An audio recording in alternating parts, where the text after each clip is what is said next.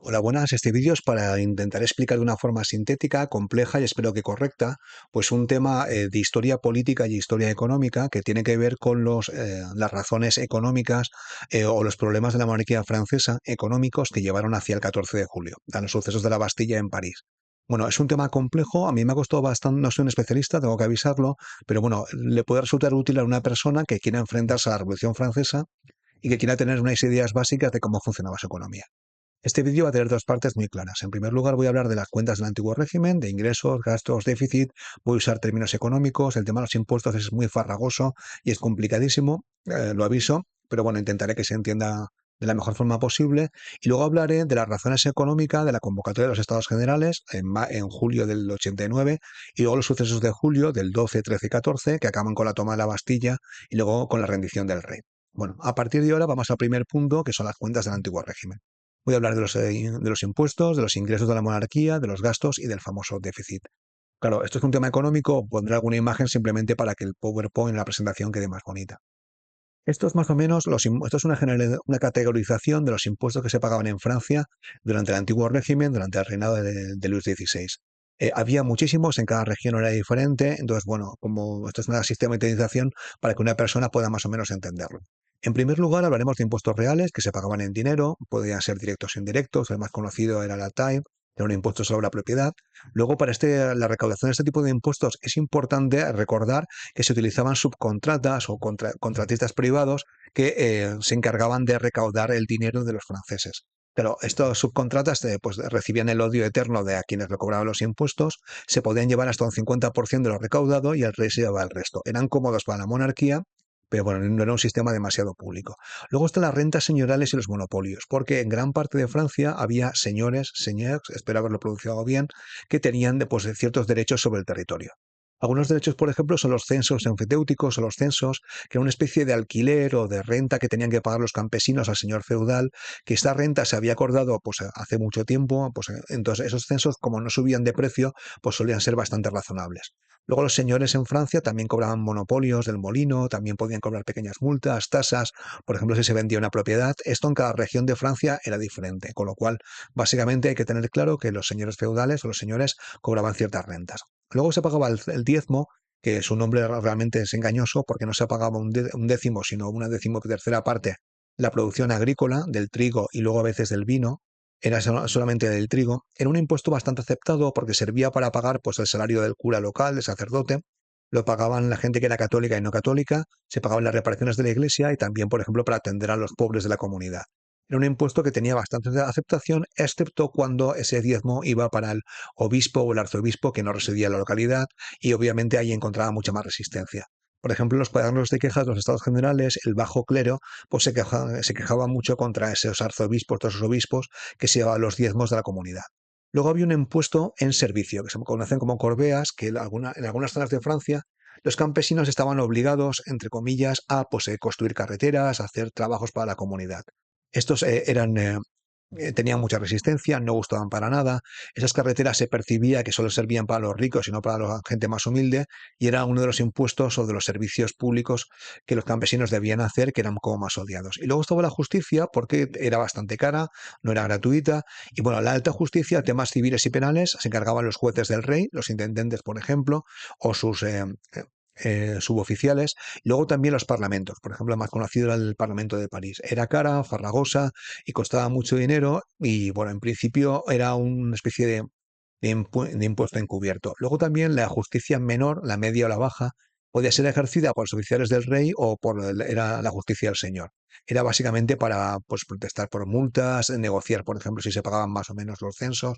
En este caso era mucho más accesible, mucho más rápida, mucho más barata. El inconveniente es que los señores eran juez y parte, nunca mejor dicho.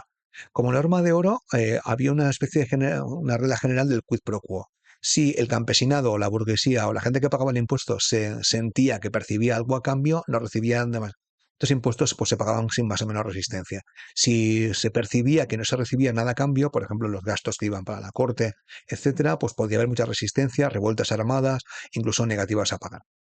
Bueno, aquí algunos ejemplos de impuestos reales, que es el primer apartado que he hablado antes. Uno, por ejemplo, es la TAI, el impuesto sobre la propiedad, que ahí es donde el clero y la nobleza estaban normalmente exentos, había un privilegio. y que, bueno, fue la excusa, el incidente, la chispa, pues que llevó a la convocatoria de los Estados Generales. Luego había un taillón, espero haberlo pronunciado bien, que era un impuesto de guerra. Luego el impuesto del vigésimo, que este es un impuesto que sería el equivalente al impuesto sobre la renta, donde se pagaba una veinteava parte pues de los ingresos o las rentas, con lo cual este era un impuesto que se pagaba sobre las rentas obtenidas cada año. Luego la Gabel, que era un impuesto de consumo, hoy en día sería básicamente el impuesto del valor añadido o el IVA, que se pagaba sobre la sal, era odiado, era diferente en cada región, con lo cual había un fenómeno de contrabando terrible. Luego había otros impuestos también sobre el consumo, sobre el vino, sobre el tabaco. Luego había impuestos de aduana sobre productos que salían del país o entraban en el país. Había impuestos de aduana interregionales, es decir, si un producto de una región a Francia, otra región pagaba impuestos o tasas. Esto lo cobraban todo estas compañías subcontratas que le daban una cantidad fija al rey y luego intentaban cobrar todo lo posible. Y luego un impuesto a los productos que entraban a las ciudades. La más importante era obviamente de París. Estos son los impuestos reales a través de los cuales el rey de Francia, Luis XVI, y sus ministros obtenían ingresos.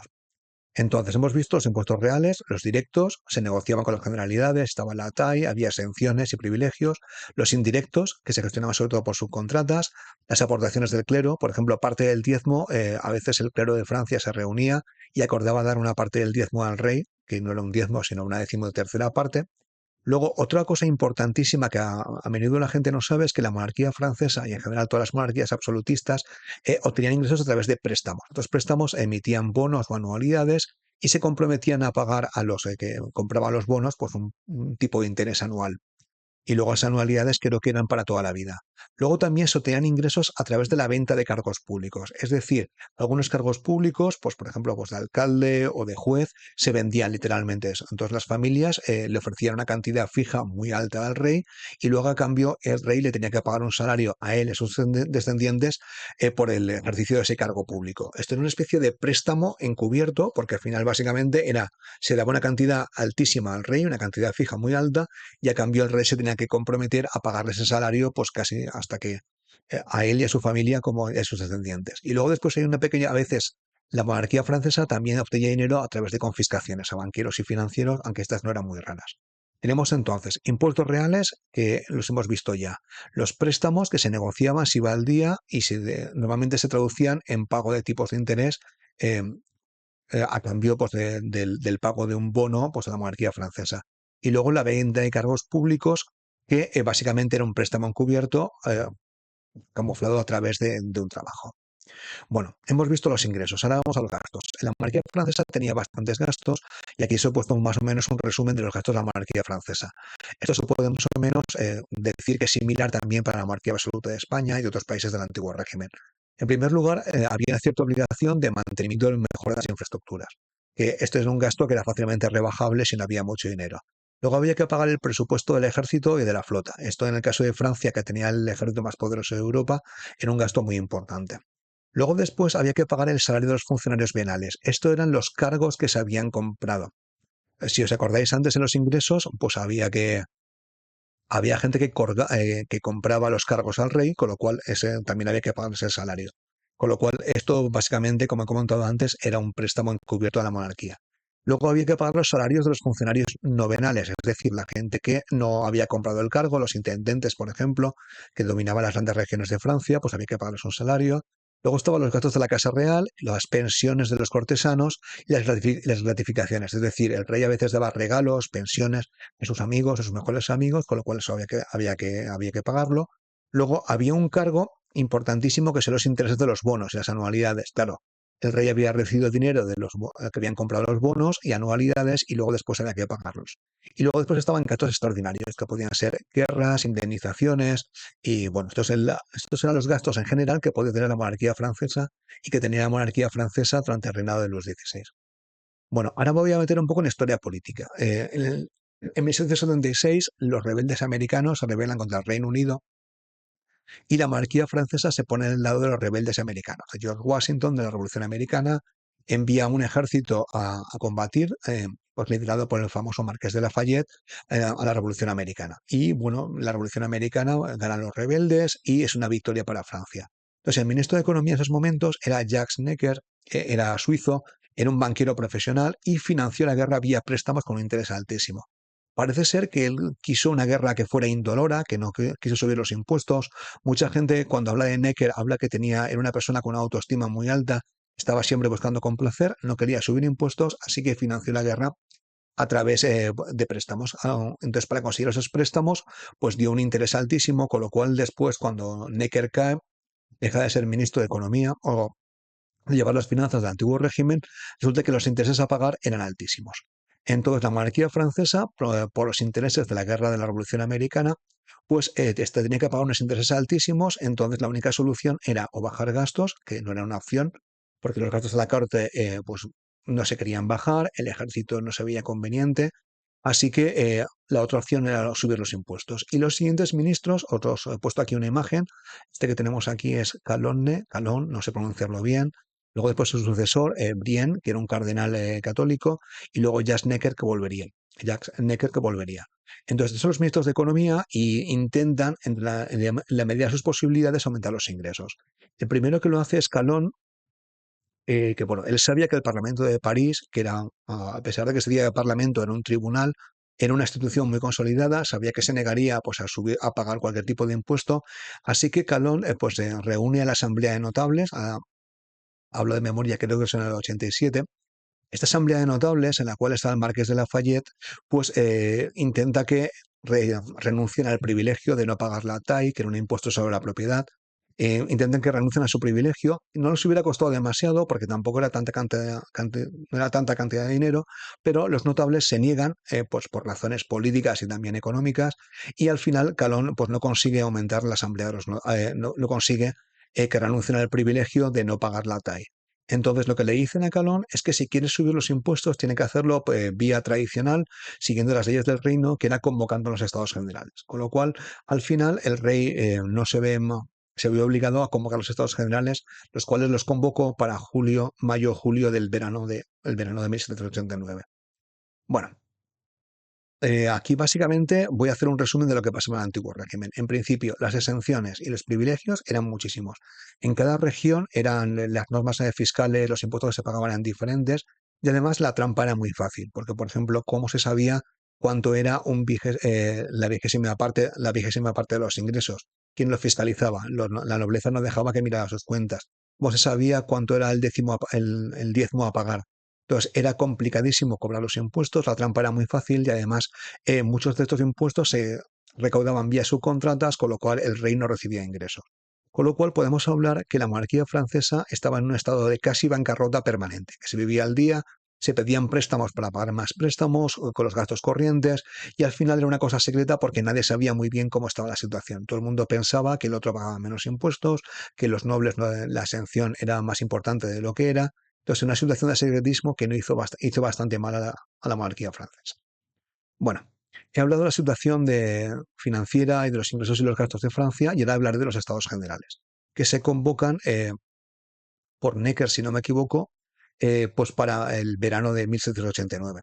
En los estados generales era una institución muy antigua de Francia, no se convocaban desde 1614, hablo de memoria, desde el reinado de Enrique IV, era una institución muy tradicional que, bueno, no se convocaba porque era complicado extraer ingresos o impuestos de ellos y aparte hacía muchas peticiones. Entonces, en este clima que se tenía que ver, que querían pedir impuestos, había como cuatro grandes resistencias. En primer lugar, había una resistencia de tipo tradicional. La población campesina, la burguesía, la nobleza percibía los impuestos como injustos y además esta rebelión, esta resistencia contra los impuestos aumentaba mucho más cuando los precios del pan subían. Y las cosechas del 88 y del 89 hubo tormentas, hubo una escasez de pan, lo que se llama una crisis de las tijeras, los precios estaban subiendo y hubo bastantes revueltas y enfrentamientos, sobre todo contra los impuestos. Luego después había una resistencia a los poseedores de bonos y anualidades. Claro, como Necker ya no estaba como primer ministro en la época de Calón, cuando Necker volvió se alegraron mucho, estos pensaban que se tenían que encontrar un sistema para que se pudieran cobrar los bonos, porque ellos habían pagado muchísimo dinero y si esos bonos, esos intereses no se cobraban, lo habrían perdido todo. Luego había una resistencia procedente de las ideas ilustradas, por ejemplo, contra el poder absoluto de los reyes, la división de poderes de Montesquieu, el contrato social de Rousseau. Las ideas ilustradas eran bastante prevalentes, eran bastante comunes, tanto en la burguesía como en la nobleza, y con lo cual podía suponer un foco de resistencia contra el rey. Y luego había una resistencia de tipo burocrático tradicional, el Parlamento de París, los Estados Generales, que eran bastante orgullosos de sus tradiciones y no veían bien pues, que el rey se impusiera o que no se cumplieran las formas. Esto es algo que la mentalidad del antiguo régimen se conoce como présence o orden o jerarquía, y en el antiguo régimen era mucho más importante de lo que parece hoy en día. Entonces, había una resistencia de los parlamentos de París, de los estados generales, de la gente que tenía ideas ilustradas, de la gente que tenía pensamiento tradicional, y luego los bonos querían cobrar el dinero que habían prestado. Bueno, ¿qué pasa en el 89? ¿Qué pasa en ese verano? Pues los precios habían subido muchísimo, había habido problemas con las cosechas, como he comentado. En el barrio de Saint-Antoine, en París, hubo incidentes gravísimos, hubo decenas de muertos, tuvieron que intervenir el regimiento de guardias franceses que estaba acantonado en París. Bueno, esta tradición de revueltas de populares era bastante típica del antiguo régimen, pero bueno, en el verano del 89 fueron muy potentes. Ahí es donde participan un grupo social, los famosos sans-culottes, los que no tenían culotte, que pues participan en la tradición de revuelta, en las cuales, por ejemplo, pues se podía agredir a la gente, sobre todo a los que ellos consideraban acaparadores o que estaban aprovechándose de la subida de precios, pero por ejemplo no se podía robar. Luego tenemos en París, que esto es importante, y se suele hablar poco, del que se llama el Regimiento de Guardias Franceses. Entonces, en París había dos unidades destacadas: el Regimiento de Guardias Suizos, que era menor, y luego el Regimiento de Guardias Franceses, que era uno de los regimientos de Francia más importantes, tenía 6 compañías, cada compañía tenía más o menos unos 500 600 soldados, pero se ve que este regimiento de guardias franceses había ideas ilustradas entre ellos, se les pagaba bastante mal, probablemente por problemas de fondos de la monarquía francesa, y básicamente estaba paralizado y acantonado en sus cuarteles. Luego se puede hablar de una falta de cobro, ahí no estoy seguro, las ideas ilustradas. Y luego después los poseedores de bonos, muchos eran de París, pues muchos intervenían en el ayuntamiento, estaban buscando una solución para su problema de que básicamente pensaban que no iban a pagar. Bueno, los estados generales en francés son conocidos como État généraux, espero pronunciarlo bien, pues eran una institución del antiguo régimen. Había estados regionales, por ejemplo, Estado de Britania, Estado de Languedoc, pero los estados generales no se habían convocado desde 1614, entonces básicamente no se tenía ni idea de cómo iban a funcionar. No tenían ninguna infraestructura, no tenían burocracia, no tenían estructuras, pero bueno, la monarquía francesa aquí fue bastante ingenua y no controló el sistema de elección. Permitió que todo el mundo, más o menos, en cada distrito, en cada parroquia, en cada región de Francia, pues escogiera a la gente que ellos consideran conveniente. El rey de Francia sí que intervino, haciendo que el clero bajo, el clero de las parroquias, tuviera mucho más representantes que el clero alto, que eran los obispos, arzobispos, que tenían fama incluso de increyentes. Luego después también se aumentó, se dobló el número de representantes del antiguo régimen, perdón, del tercer estado, que eran los representantes de la burguesía. Aunque el tercer estado se considera normalmente que era toda la población de Francia, solamente había un campesino entre los 1.200 delegados.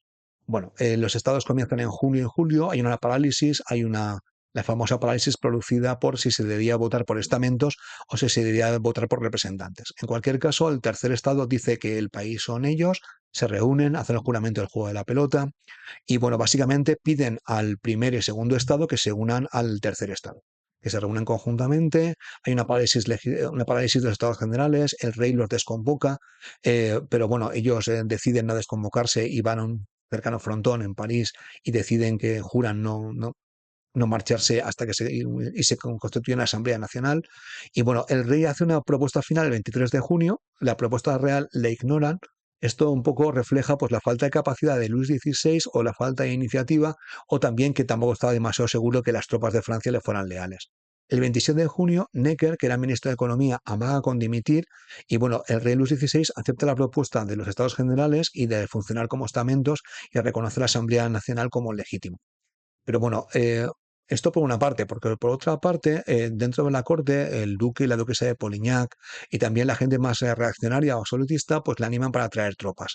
Y empieza a traer regimientos de las afueras de París, si no me equivoco, el regimiento de Flandes. Y bueno, el 12 de julio, Necker finalmente, que había amagado con dimitir, es destituido por el rey. Nuevamente por presión de María Antonieta, del duque y la duquesa de Polignac y del conde de Artois, que era el hermano de Luis XVI. Bueno, el 12 de julio Necker es destituido y entonces es cuando empiezan los disturbios en París. Y aquí la imagen, la escena hay que trasladarla desde Versalles, que si no me equivoco se encuentra como a 15, 16 kilómetros, no está muy lejos, a la ciudad de París. En París gobernaba Una figura típica del antiguo régimen, aunque no gobernaba demasiado, él era Jacques de Flesseis. Lo tenemos aquí la imagen, era el preboste de los mercaderes de París, era un cargo del antiguo régimen. Parece ser que él estaba allí, pero la situación se le fue de las manos. Porque la gente de París, sobre todo los bonistas, que muchos de ellos eran burgueses, se organizan, hacen una especie de comuna, se van al Palacio Royal y el líder de estos es el señor Jean-Sylvain Bailly. Espero haberlo pronunciado bien. Y luego será el primer alcalde de París. Este es el señor que estaba también en la Asamblea de los Estados Generales. Este es el que dirige el juramento del juego de la pelota y luego después se convertiría en el primer alcalde de París. Este señor Bailey se puede considerar como monárquico, pero moderado, pero al mismo tiempo muy crítico con la monarquía francesa. Es el primer revolucionario y creo que, si no me equivoco, será ejecutado durante la convención. Bueno, aquí es el lugar, no creo que la Revolución Francesa fuera parecido, es el Hotel de la Ville, que es el Ayuntamiento de París, es donde tienen lugar las reuniones y donde los burgueses de París se autoorganizan y se puede hablar de un pregolpe de Estado, una pre-revolución francesa. Se organiza la primera Comuna de París.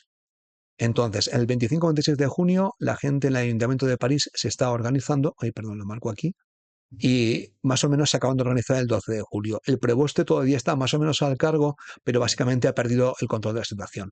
En la escuela militar de París estaban acantonados los guardias franceses. Estaban acantonados, pero estaban pasivos, se pasaban a los tumultos, recordar el tumulto del barrio de Saint-Antoine, o muchos de ellos eran francamente revolucionarios o no estaban contentos con la situación. Entonces, el Ayuntamiento de París estaba básicamente en rebeldía contra la monarquía francesa, más o menos tenía la misma posición que los Estados Generales, y luego el regimiento de guardias, que los podía haber utilizado Luis XVI para poner orden, pues básicamente estaban pasivos y se negaban a colaborar. Entonces, la población toma las armas. El 12 de julio hay incidentes, se pelean con regimientos con caballería alemana, que no eran franceses. Hay ciertos incidentes, pero hay ciertos tumultos. El momento fundamental tiene lugar el 13 de julio, cuando van a los inválidos, que es donde están las armas y municiones, y empiezan a conseguirlas. El 13 de julio consiguen armas y municiones, y el 14 de julio por la mañana van los inválidos, que es donde estaban las armas y las municiones en gran cantidad, y el 14 de julio tomarían la Bastilla, con lo cual básicamente habían tomado el control entre el 12, el 13 y 14 de julio. Esto es la gente que estaban encargados de plantarles cara. El que está a la izquierda es el marqués de Broglie. Fijaos aquí que cuando tenía lugar la Revolución Francesa, pues ya era una persona bastante mayor, era básicamente el equivalente del ministro de la guerra en Francia, perdió la situación. Y aquí está el barón de Besenval, que era el comandante de la Guardia Suiza, y el coronel Lambert de la caballería alemana, de los dragones alemanes. Esta es la gente encargada de poner orden en París. Apenas eran, creo que 500 o 600. Básicamente la población parisina estaba armada, muchos soldados del regimiento de guardias de Francia estaban con los tumultos, así que no tenían ninguna posibilidad de controlar la situación. Esto es un poco una imagen del Palacio Royal, que se puede ver aquí, que está cerca del Louvre actualmente. Y aquí se puede ver Camille Desmoulins, que es uno de los grandes protagonistas de la Revolución Francesa, cómo está arengando pues, a la gente pues, para ir a la Bastilla, a tomarlo al asalto. Probablemente entre esta gente habría sans-culottes, habría gente que tendría bonos, habría gente que estaría enfadada por los precios del pan. Esto es la gente que participa en los sucesos del 12, 13 y 14 de julio. Entonces, una imagen de la Bastilla. En la Bastilla era una fortaleza bastante complicada de tomar. Parece ser que hubo unos cuantos muertos en el primer asalto, 80-90 muertos. El marqués de Launay, que era el comandante de la Bastilla, se negó a cederla al principio, hasta que al final negociaron la rendición cuando soldados del regimiento de guardias franceses que se habían unido a los tumultos acercaron unos cuantos cañones y pues la guarnición de la Bastilla se rindió. Probablemente se rindió la guarnición pasando por encima del comandante que no se quería rendir. En cualquier caso, al comandante lo mataron. Aquí lo tenemos, el marqués, si no me equivoco, de la UNAI. Y luego también hubo un asesinato que no está claro por qué tuvo lugar. El preboste del ayuntamiento, Flesseis, que os lo he presentado con anterioridad, pues también lo mataron. Aquí sus cabezas se pasearon con una pica por los revoltosos en París. Es un grabado de bastante mal gusto, pero bueno, esta gente fueron asesinados o fueron ejecutados durante los sucesos del 12, 13 y 14 de julio, y está claro que París, el 14 de julio, básicamente era independiente de la monarquía francesa. El rey no podía hacer nada, no tenía tropas suficientes, así que tomó una decisión que era someterse o ser condescendiente o someterse ante el Ayuntamiento de París y ante la Revolución. Aquí no tengo demasiado claro la fecha, pero entre el 15 y el 17 de julio, el rey de Francia, lo tenemos aquí, los 16, marchó de Versalles a París, y fue recibido por el ayuntamiento. Pero el ayuntamiento que se había constituido, está Sylvain, el que había estado en el juramento del juego de la pelota, lo recibe, y el rey, un ejemplo de que se había sometido, entre comillas, es que se puso la famosa escarapela. Los colores de París, si no me equivoco, eran rojo y azul. Entonces, el marqués de Lafayette, que habían nombrado el comandante de la Guardia Nacional, que luego sería la Guardia Nacional, pues añadió pues, el color blanco de la monarquía francesa, de los Borbones, como una forma también de consensuar o de tranquilizar los ánimos. El rey fue al Ayuntamiento de París, pues se presentó allí, recibió discursos, se dio un discurso, y esto fue una forma de la monarquía francesa de intentar un poco de retomar el control de la situación.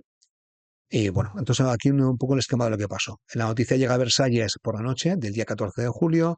El 15 despide a la sección más reaccionaria, más absolutista, vuelve a llamar a Necker, que había destituido el día 12. La destitución de Necker había sido una gran excusa el día 12 para que comience la Revolución Francesa. Se reconoce la Municipalidad de París en la Comuna y el día 17 es cuando visita el Ayuntamiento. Se puso la escarapela, el Marqués de Lafayette, que era una especie de revolucionario moderado, que además era monárquico, le nombran jefe de la Guardia Parisina, y los duros marchan de Palacio de Versalles. Se marchan la marquesa, el duque y la duquesa de Polignac, que está retratada por una pintora espectacular que se llama Elisabeth Biguel Lebrun. Es una pintora espectacular que tiene poca fama, pero bueno, a mí me gusta mucho. Luego también se marcha el conde de Artois, el futuro Carlos X, el hermano pequeño de Luis, y luego la Abad de Balivier. Entonces la facción más absolutista marcha de Versalles y ya con esto he acabado cómo inicia la Revolución Francesa. Ha sido largo, esto espero que os sirva a la persona que veáis el vídeo y hasta aquí hemos llegado.